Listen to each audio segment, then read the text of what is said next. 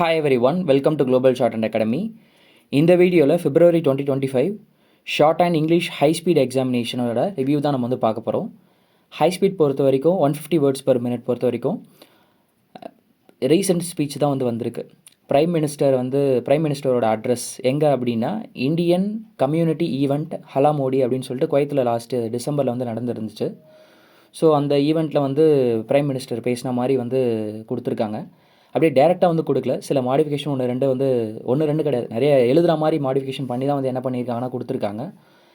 எழுதுறது பொறுத்த வரைக்கும் கொஞ்சம் சேலஞ்சிங்காக தான் இருந்துச்சு அப்படின்னு சொல்லிட்டு எழுதின ஸ்டூடெண்ட்ஸ் சொல்லியிருக்காங்க. ஓகே, செகண்ட் பேப்பர் பொறுத்த வரைக்கும் கண்டென்ட் பிரித்து எழுதுகிற மாதிரி தான் இருந்துச்சு அப்படின்னு சொல்லியிருக்கிறாங்க.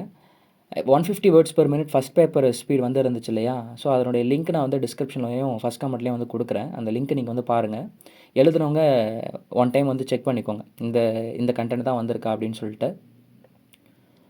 180 words per minute 200 words per minute exam யாருன்னா எழுதியிருந்தீங்க அப்படின்னா கமெண்ட் செக்ஷனில் சொல்லுங்கள் உங்களோட எக்ஸாம் எப்படி இருந்துச்சுன்னு சொல்லிட்டு. இந்த ஹை ஸ்பீட் எக்ஸாமினேஷன்ஸ் பொறுத்த வரைக்கும் பார்த்தீங்கன்னா மேல் வாய்ஸ் தான் வந்துருச்சு அப்படின்னு சொல்லிட்டு சொன்னாங்க.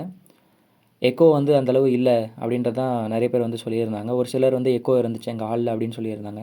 அது எப்போவுமே ஒரு சில சென்டர் பொறுத்து தாங்க இருக்குது. ஓகே, ஸோ இதுதான் ஹை ஸ்பீட் எக்ஸாமினேஷன்ஸ் பற்றின ரிவ்யூ. இப்போது நெக்ஸ்ட்டு வீக் பார்த்தீங்கன்னா ஜூனியர், இன்டர், சீனியர் எக்ஸாமினேஷன்ஸ் நடக்க போகுது. இதுக்கு ரீசன்ட் ஸ்பீச்சஸ் நம்ம ப்ரிப்பேர் பண்ணணுமா அப்படின்னு சொல்லிட்டு ஒரு டவுட் இருக்கும். புக் பேசேஜஸ் நல்லா ப்ரிப்பேர் பண்ணுங்கள், சரிங்களா? புக் பேசேஜஸ் ப்ராக்டிஸ் பண்ணேன் அப்படின்னா, அதாவது டெஸ்ட் எழுதி பார்த்தேன் அப்படின்னா எனக்கு ஒரு 25லேருந்து 30 மிஸ்டேக்ஸ்குள்ளே வரும். அப்படின்ற பட்சத்தில் கண்டிப்பாக உங்களுக்கு ரீசன்ட் ஸ்பீச்சஸ் வந்தால் கூட உங்களால் மேனேஜ் பண்ணி எழுத முடியும், சரிங்களா? ஸோ அதனால் ரீசன்ட் ஸ்பீச்சஸ் நான் நிறைய எழுத போகிறேன் அப்படின்னு சொல்லிட்டு புக் பேசேஜஸ் கவர் பண்ணாமல் விட்டுறாதீங்க. அதே மாதிரி 6 மினிட்ஸ் 6:30 மினிட்ஸ் எக்கோ டிக்டேஷன்ஸ் இதெல்லாமே என்ன பண்ணுங்கன்னா ட்ரை பண்ணி பாருங்கள், சரிங்களா?